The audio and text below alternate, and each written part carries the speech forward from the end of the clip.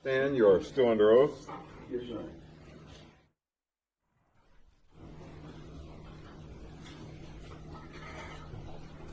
The people may continue with their direct examination. Okay.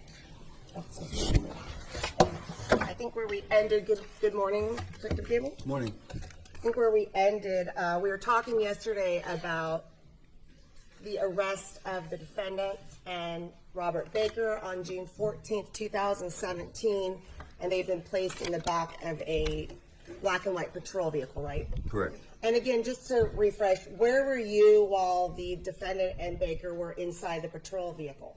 I was in the van, a car or two or length behind the black and white. And were you able to monitor the conversation or anything that happened inside the patrol vehicle live, like as it occurred? Yes.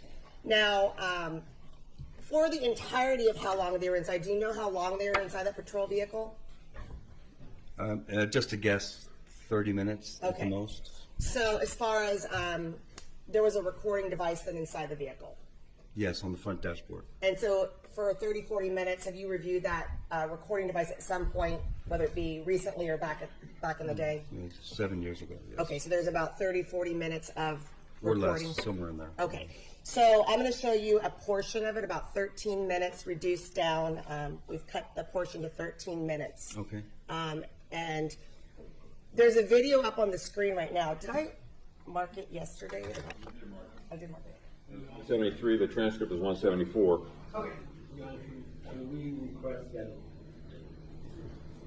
you know that it's not continuous and it's Again, counsel, that is something you're going to inquire. I'm not going to do your job. okay. Thank you. Okay, so we're going to put it up on the screen. So what we're looking at right here, is this a recording? Well, can you explain what's up on the screen? There's a video up on the screen where you can see actually a video of an individual. Who's that individual? Yes, that's Monica on the right, Okay. and Robert, his face on the left. Okay. And just to put it into context then, what we're looking at, we see kind of a screen, but then we see something under it. Were you recording from a phone? Can you explain how we were viewing this recording? It's easier in your words, I think. Sure, yeah.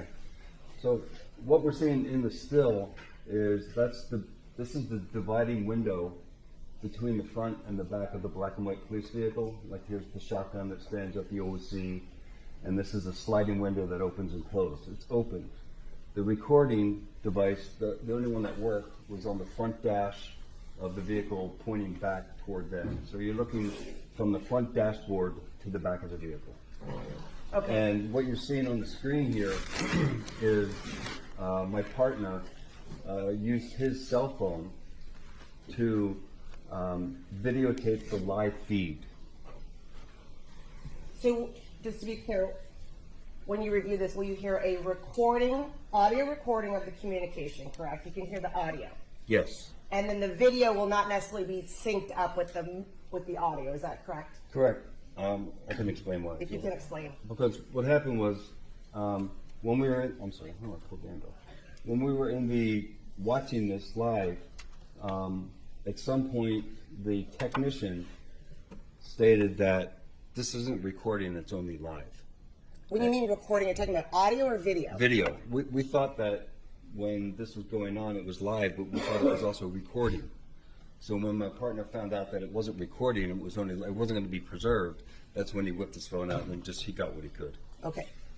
So you were watching the video live and able to record it, but the recording device didn't preserve it in the car. Correct. So from where are you sitting when you're recording these two individuals? Where are you guys, you and your partner? This is the back of the surveillance van, and there's my partner's back there, and I'm probably to his left, watching the screen. So again, their mouths, their movements aren't going to be synced necessarily with the audio, but this is what you saw. Correct. He was just trying to preserve some of the visual. Okay. And may I hand out the transcripts? Yes. Admonition, as with all transcripts, applies.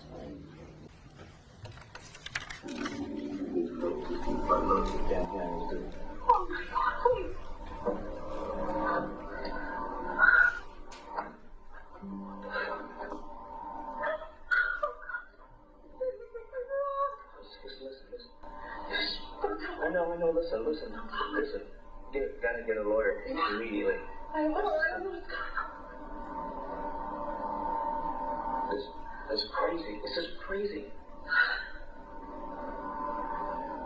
This is absolutely crazy. This is absolutely fucking sad.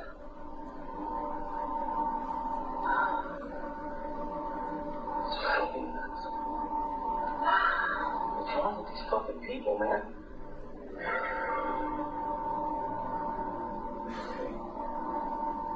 What the fuck?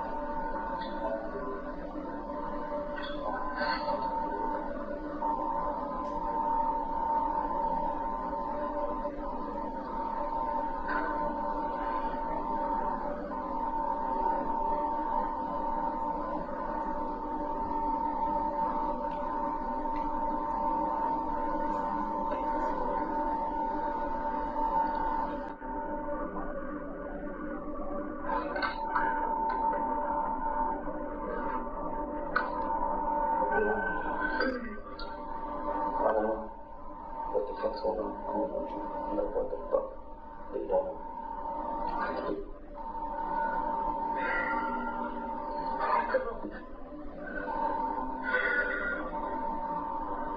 Jesus, I don't think what's happening here.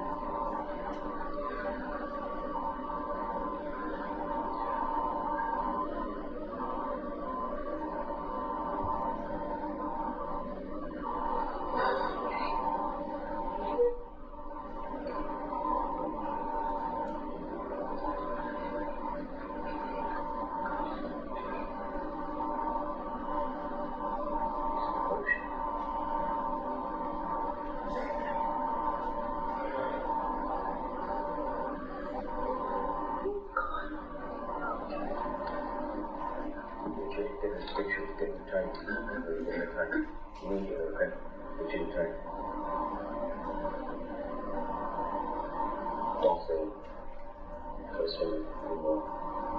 And she should never. They want to leave. What do you mean?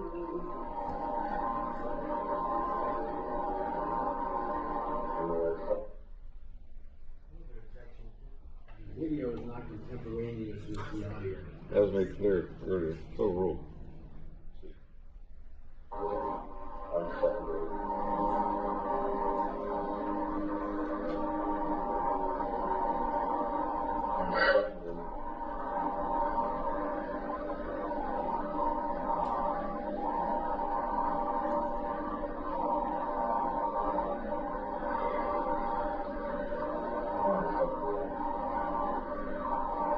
Hey. Okay. There's no way out of things, I'm saying. I should be prepared well. I'm about to see you turn it again. I can't hear anything yet. I don't know what the fuck you're doing, but this is fucking bullshit. This is crazy. This is fucking nuts.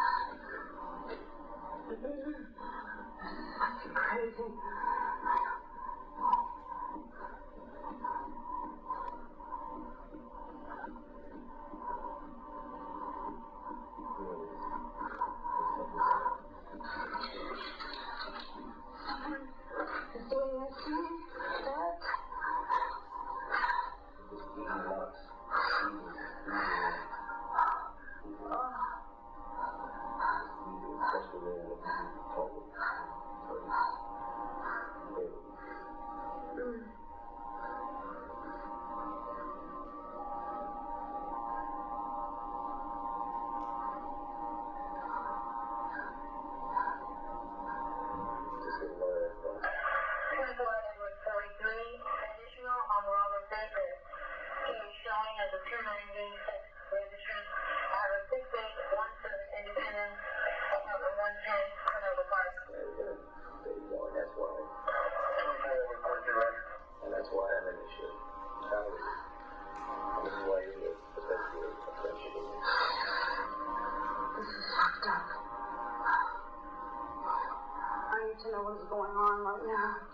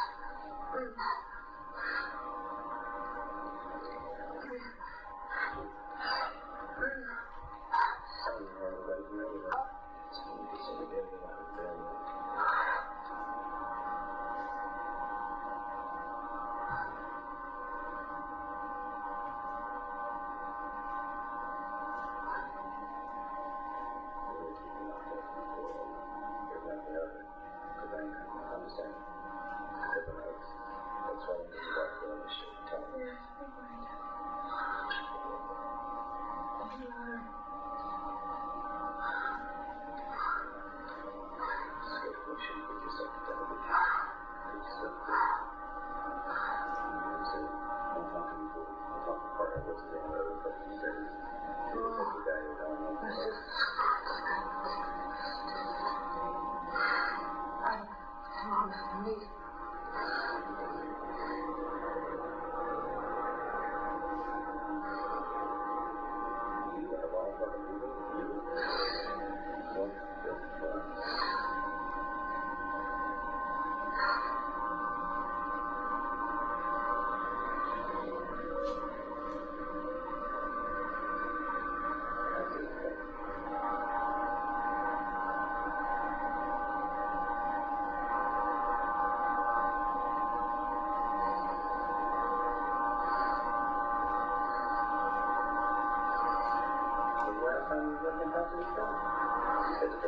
Yeah. Yeah.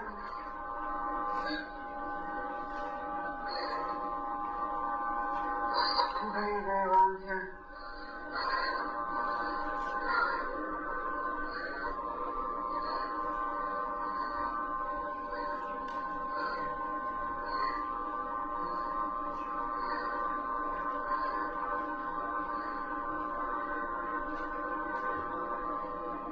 We got you some murder suspects.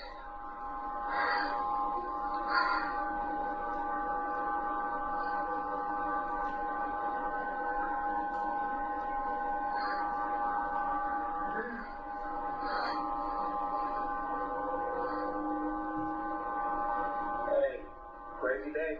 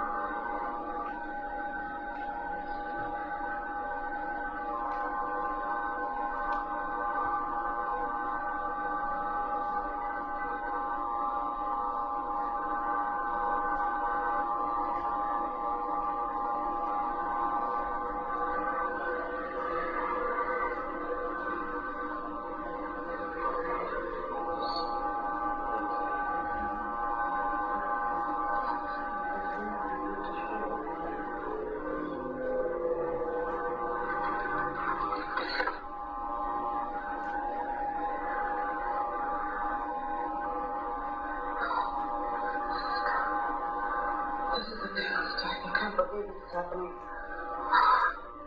Don't you hear him here?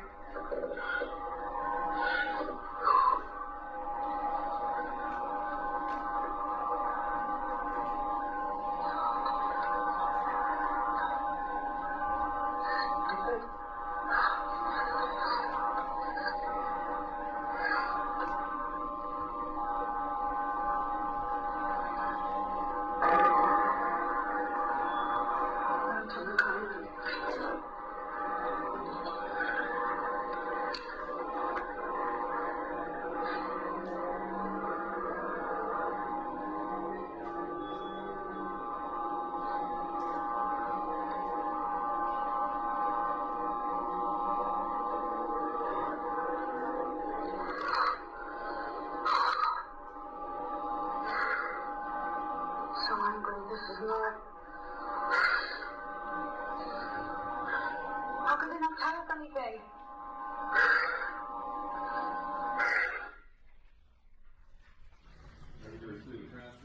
We'll take our morning recess for 15 minutes. If you have any supplies, see back in 15 minutes.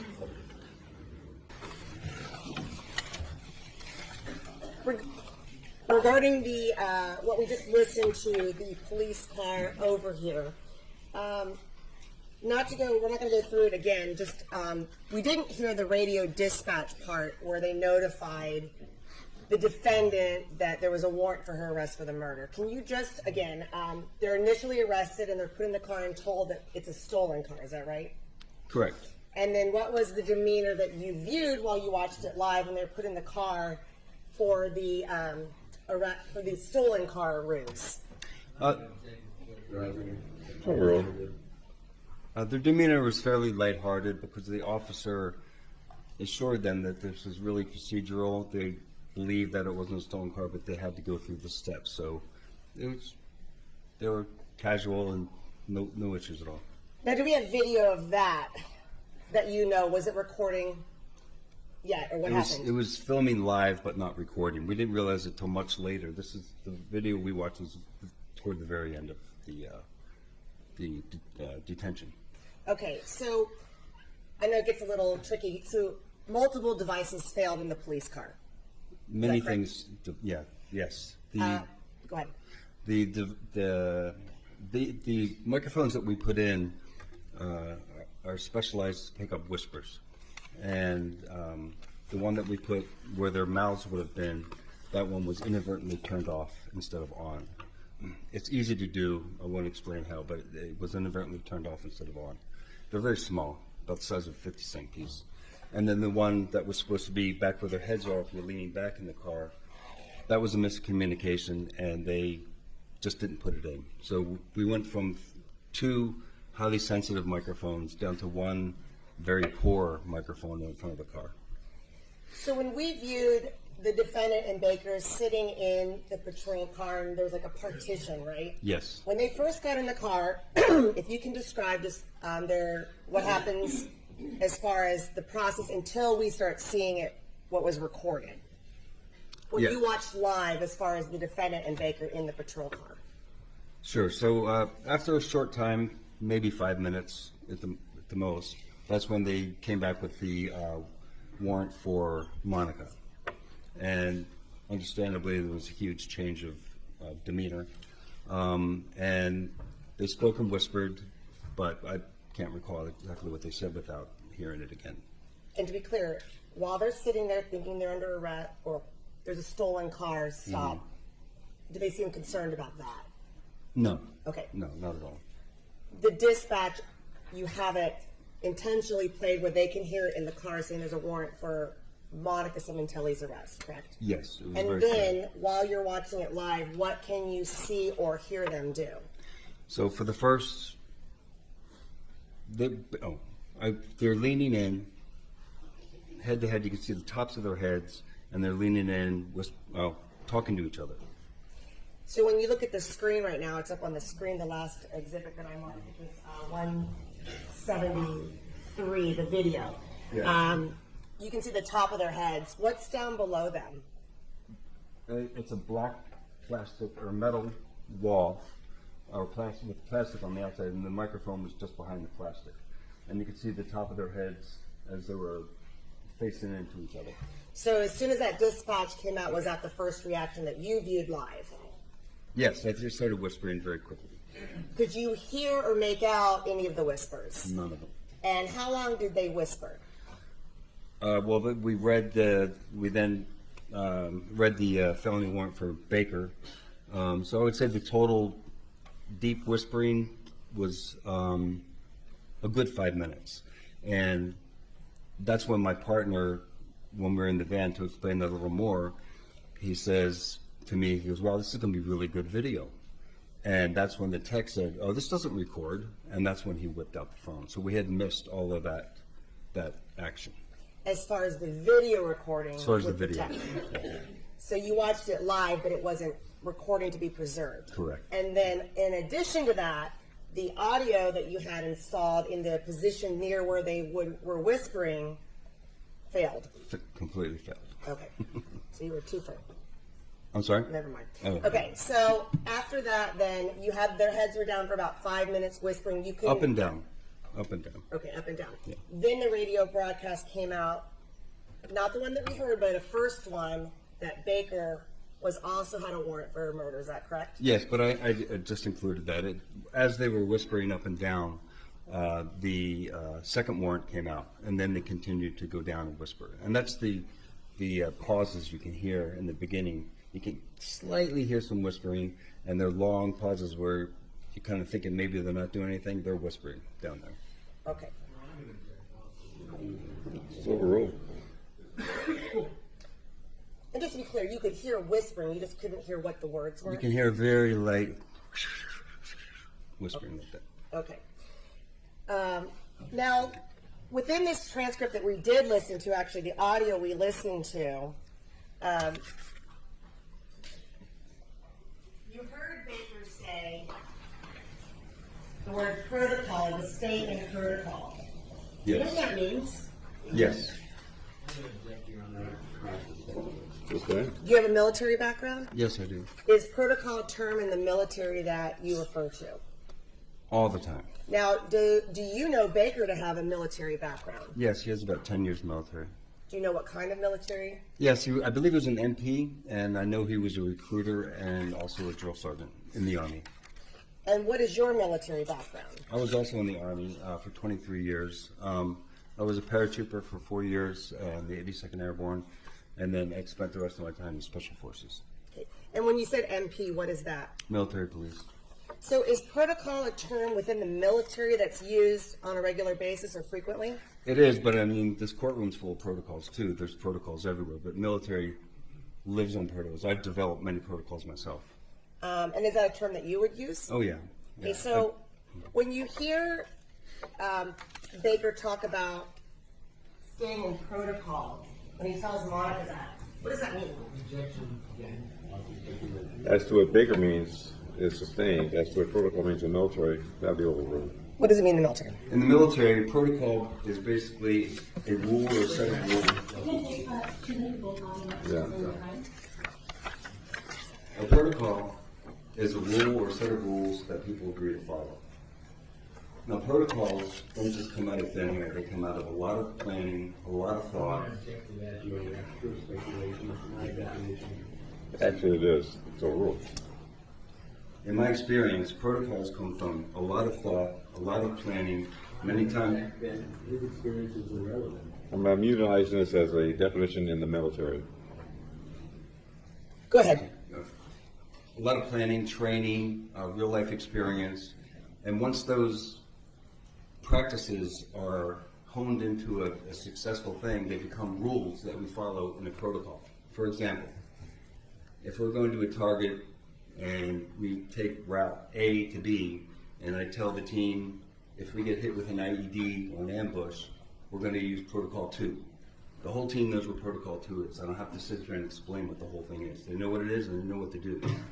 And that's what we do. We develop protocols, we test them out, and again, they take a long time to plan, and then they become the rules you live by.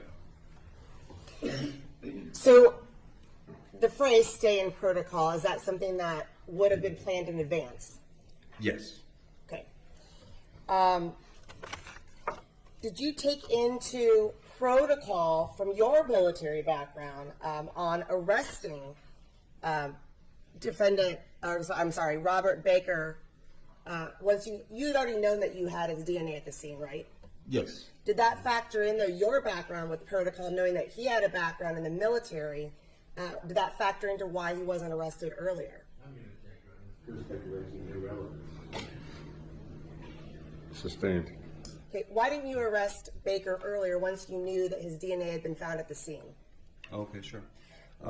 After meeting with Valley Bureau Homicide, and they explained that that's the process that they were using, they were withholding that because they wanted to do further investigation to find out what was going on with the relationship, and also if they could identify the unknown suspect that went in the house with Baker.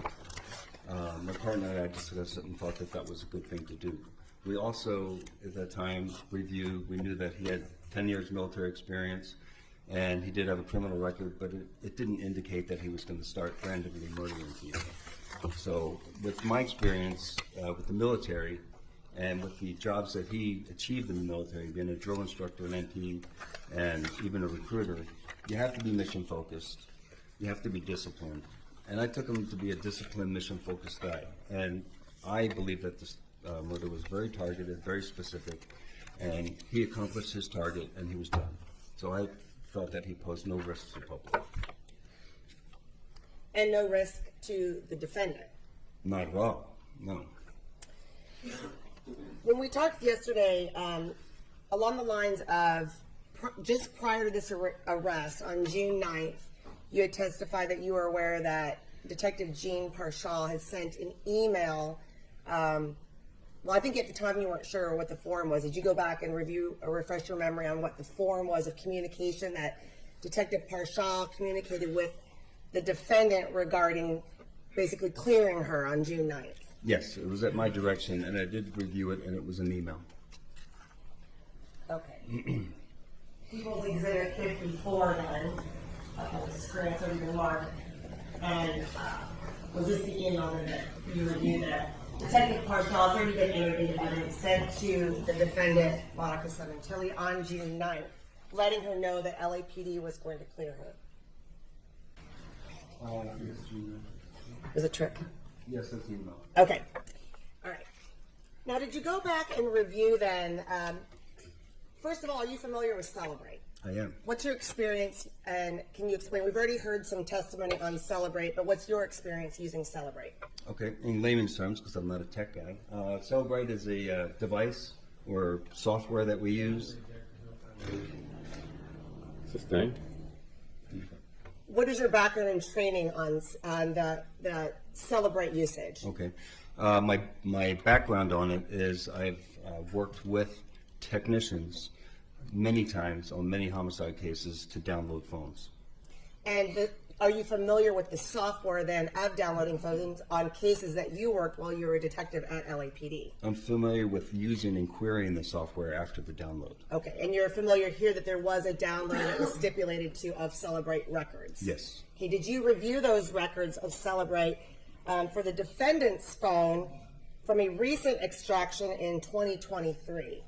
I did, but only pertaining to the topic of this email from Jean Parshall. All right, and specifically, did you review the records then from the defendant's phone from her download extraction in 2023 on the date of June 9th, for the date of June 9th, 2017? Yes. There's 6 pages, Joe, and you mark these as People's 176. And it is a timeline. This is timeline 36 at the top. It's Celebrate download to the date of 6/9/2017 at defendant's phone. Very well. Rejected again, there was no foundation. Denied. And do you recognize these documents? Yes. Okay, so is this the date of June 9th then, 2017? Yes. And were these records then the defendant's cell phone that you reviewed? Yes. And it's got her number listed throughout as well as her email? Correct. Okay, specifically going to page 3, and that's item number 16, Alexander. What is here? This is an email that came into Monica at 3:03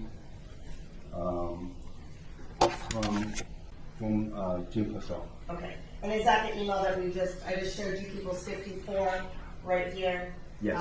Indicating that they're going to basically clear her. Yes.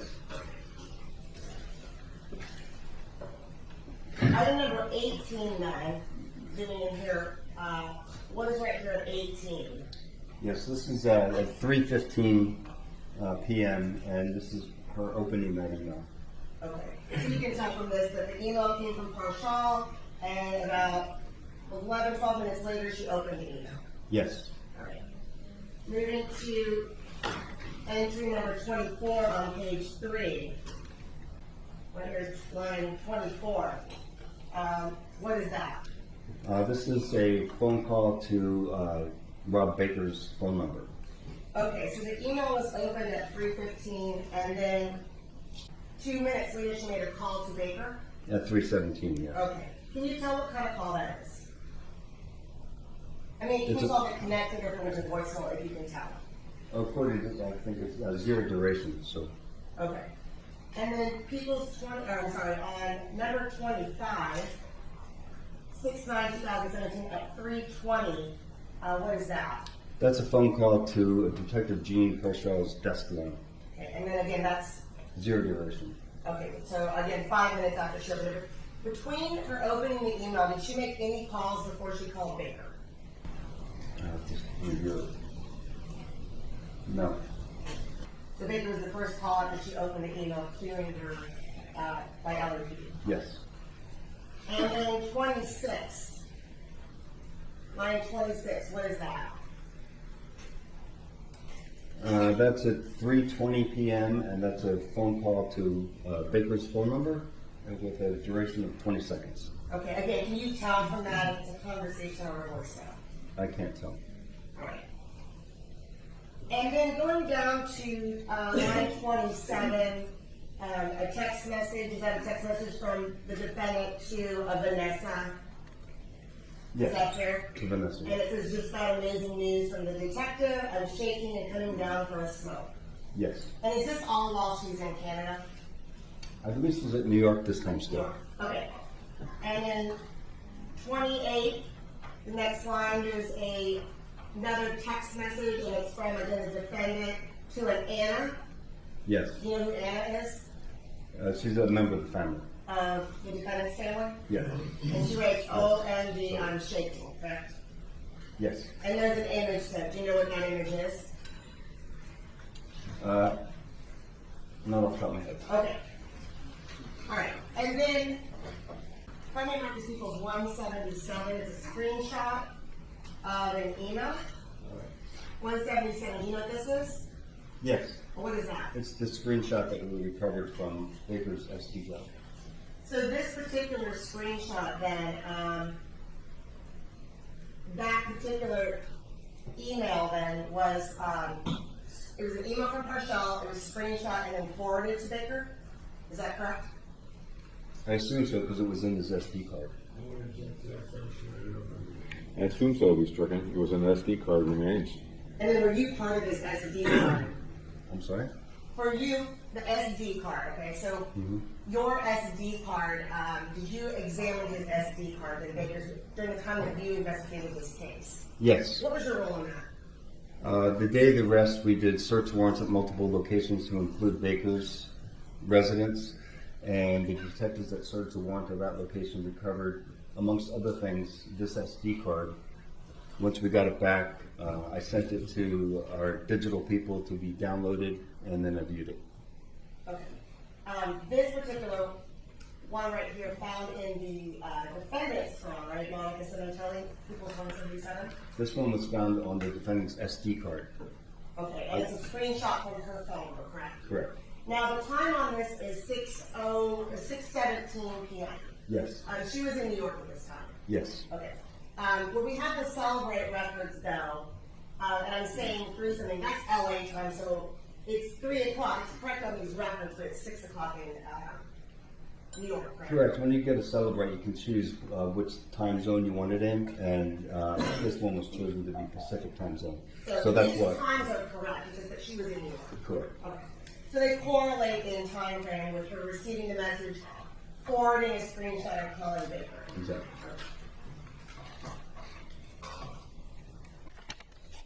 After the arrest in the patrol car, then, did you take the defendant and Baker, both, not you personally, but were they taken to the station? Yes, Van Nuys Station. And can you explain who took them and what the process was, if you know specifically who took them? Officers took them. I don't know which ones. They separated them and took them individually. And they went in separate police cars? Separate police cars, yeah. And then when they got to the station, did you have any contact then with the defendant in court? Yes. All right, starting with that, what was your plan when you got to the station? The plan was preset. The plan was to place both defendants separate in cells, along with a undercover operative agent working on our behalf. When you say an undercover operative agent, what do you mean? That means it can be, they work as an agent for us. It can be a police officer, it can be a civilian, but they're working under our direction. What is the goal of that agent working under your direction? The goal is to glean information through conversation regarding the case. Now, just to be clear, at the stage in the proceeding of the defendant just being arrested, is this a perfectly legal operation? Yes, it's called a Perkins operation. I think it was from Perkins versus Minnesota court Okay. case. Illinois. Thank you. Thank you. Well, I shouldn't have said that in front of the. Okay, so you'll remember that from now I'll on. remember it now. So you have an agent in there, and then what information do you provide this agent? We provide basic information on the case so that they have an understanding of what they're listening to, if it's something relevant to the case, and it helps guide the conversation. You may have just said this, but is the agent then an employee of the LAPD? Is it a civilian? Is it another inmate? It can be anyone that we deem that we want to work as our agent. In this case, they were both employees. Well, one was a sheriff, and the other one I think was from another department. But it could have been a civilian too. But in this case, it was law enforcement. So specifically for the defendant, you had somebody basically undercover acting as another inmate, Yes, a female sheriff. a female sheriff. Oh. And is the goal of that female sheriff who's undercover just to get basically the defendant talking and see what she says? Yes. Is the cell or the agent, I guess I should ask, is there a recording device to capture any conversations that happen within the holding cell? Yes. Okay. While this is going on, did you monitor it live? Meaning, did you sit at another location and listen to what was going on? Yes. Were you able to watch what was going on? Yes, I believe this one had video. It's been 7 years. I don't remember off the top of my head. Okay.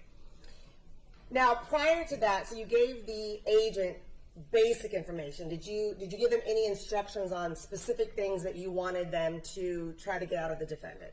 No, they understand why they're there. Sustain. Did you explain to them why they're there? Yes. And what did you explain? We explained the case to them, and the agent, the person that's working for us, understands the goal is to keep the conversation about the case. Gotta be sustained. Again, what did you tell the agent? We told the agent to keep the conversation in a normal setting so you don't wig the person out, to keep gearing it toward the case that we're investigating. Now, going in a sequence, you take the defendant. Is she's put into the cell with this undercover agent? Is that correct? In this case, yes. Do you know, if you recall, was there anybody else in this cell?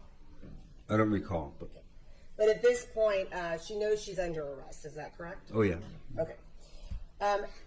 Do you tell the defendant any information? Yes. What did you tell her? At one point early on, I went to the cell. I don't remember verbatim, but I know I told her that we knew that Baker's DNA and blood was all over the crime scene, and we've known for some time, and we wanted to talk to her about that at some point.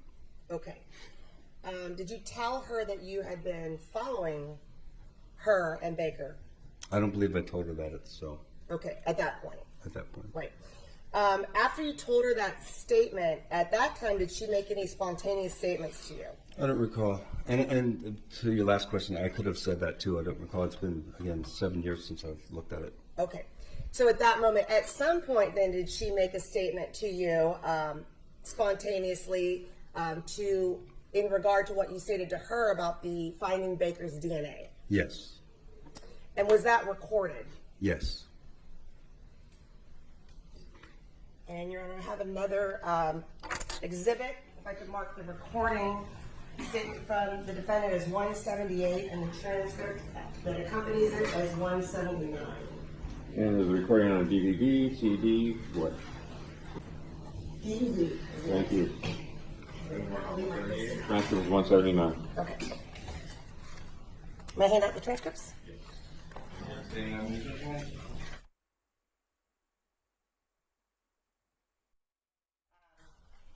Where did this conversation take place? At Van Nuys Station.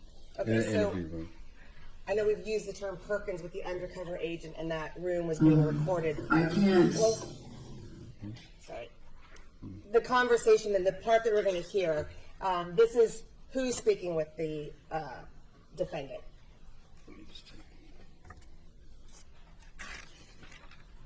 So this conversation appears to be, On or the screen statement, right I should say, appears to be at the end when we were interviewing Monica in an interview room. So it was just myself, my partner, and Monica. Okay. So, Not a part of the Perkins. are you in the screen right there? I'm sorry? I'm listening. You're asked? Just to back up, this is she was in a cell to do the Perkins, correct? And at some point, you took her out of the cell. Is that right? Correct. Okay. And then at some point, you put her back in the cell to continue the undercover operation. Is that correct? Correct. And this is the portion when you took her out and you let her know about finding Baker's DNA at the crime scene. Well, no, we let her know about that at the jail cell door. I'm guessing about an hour before. Okay. And this is coming up to give her a formal interview. Okay. So when you told her at the jail cell door, then there was no response at that moment when you gave her that information? No, it's just information I was giving her, no response. An hour later, you're in the room and she makes a spontaneous statement in regard to that, what you told her earlier about the DNA. Yes, and to be accurate, when I did tell her at the jail door, she may have had a response. I just don't know what it was. Okay. And we're going to go ahead and play I that. wasn't asking for a response. Okay. I can't. Believe that I don't believe that Rob did that. And the only other thing I can think of that his DNA would be in my house. is probably when I cracked him in the hand when we played racquet.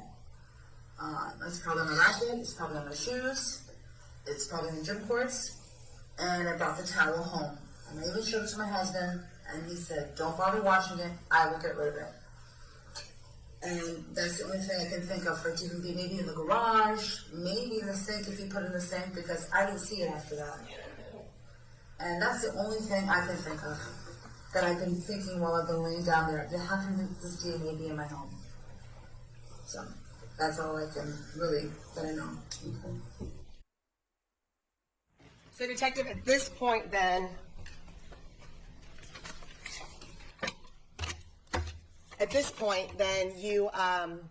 you're having these conversations with the defendant. She offers a statement about DNA.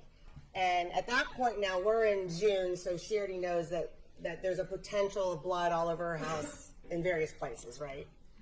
I'm sorry, you lost me at the end there. That's the sustained. Throughout the investigation, you had already had, the defendant was already aware, she'd been through the crime scene, she knew that there was blood there because she was asking detectives continually about the DNA in the blood. So she knew that there was DNA at her house. Sustained. Had you had conversations about the DNA with the defendant at her house? No, I was present during the conversation that Jean Parcell was having with her, Okay. but I never had a conversation with her. Okay, but you were present for it. Yes. All right. So when she makes that statement, then did you do anything then to follow up on her statement that she made to you about this DNA? She thought about it. She could have been there when she cracked him in the hand playing racquetball. Had you ever heard that before? Before that moment? Yes. No. Did you follow up to see if there's anything about a racquetball injury? Yes. What'd you do? One thing I did is review the video of Baker leaving the racquetball, the gym that day, and it didn't appear that he had an injured hand. And did you also review the video of her leaving that day? Yes. Which would be January 23rd, 2017? Yes. She, Okay. I believe, left about a minute or so after him. And I didn't see a towel or anything that. And why did you go back and review those videos? I was trying to verify her statement. Okay. So playing what's been previously marked as 42, and we'll start with Monica, the defendant leaving the gym. You could play that.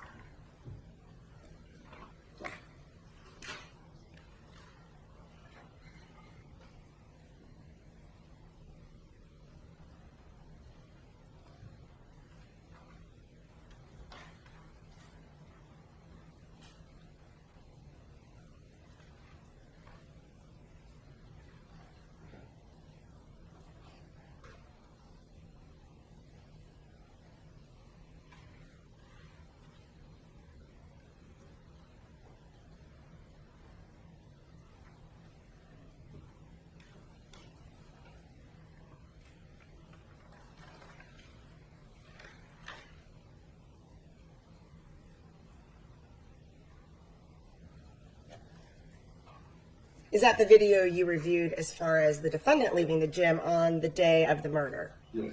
And did you review it multiple times? Enough to get what I needed to see. Did you see any form of a towel, bloody towel, anything like that that she was bringing from the gym with her? No. Okay, showing you then the video, you also reviewed Robert Baker leaving the gym the same day, January 23rd, 2017. I'm going to play that.